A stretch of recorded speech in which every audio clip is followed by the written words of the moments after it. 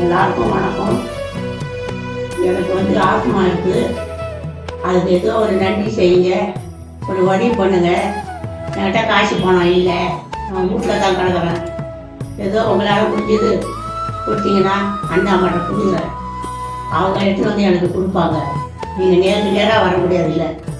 அதனால் நீங்கள் ஒரு வழி செஞ்சு எனக்கு ஒரு அருள் புரியுங்க. உங்களுக்கு புள்ள குட்டி எல்லாம் அந்த ஏசாப்பா புண்ணியத்தில் நல்லா இருக்குங்க.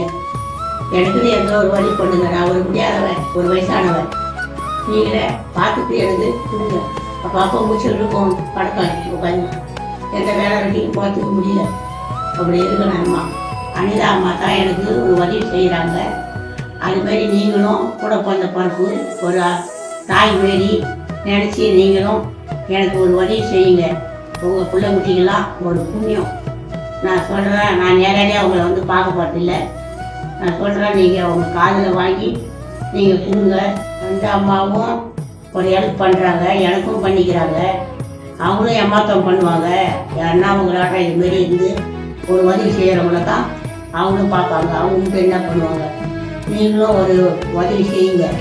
என்னை போல இருக்கிறவங்களுக்கு நீங்களாம் கொடுத்தீங்கன்னா அதை வாங்கி நாங்கள் சாப்பிட்டு கொஞ்சம் நல்லா இருப்போம். மூச்சை இழுத்துக்கிட்டு தான் நானே பேச முடியாத பேசுகிறேன் உங்ககிட்ட. அம்மா, நீங்கள் என் பொண்ணு மாரி, என் பிள்ளை மாரி நினச்சி உங்ககிட்ட நான் கேட்குறேன். இந்த வாரம் சொல்கிறேன், அடுத்த வாரம் கூட கொடுத்து அனுப்புங்க. கொண்டாந்து அவங்க கொடுப்பாங்க. நான் உங்கள் புண்ணியத்தில் வாங்கி மாத்திரையே சாப்பிடுவேன். நீங்கள்லாம் என் பிள்ளை மாரி, என் பொண்ணு மாரி, உங்களுக்கெல்லாம் நான் நன்றியை தெரிவிக்கிறேன்.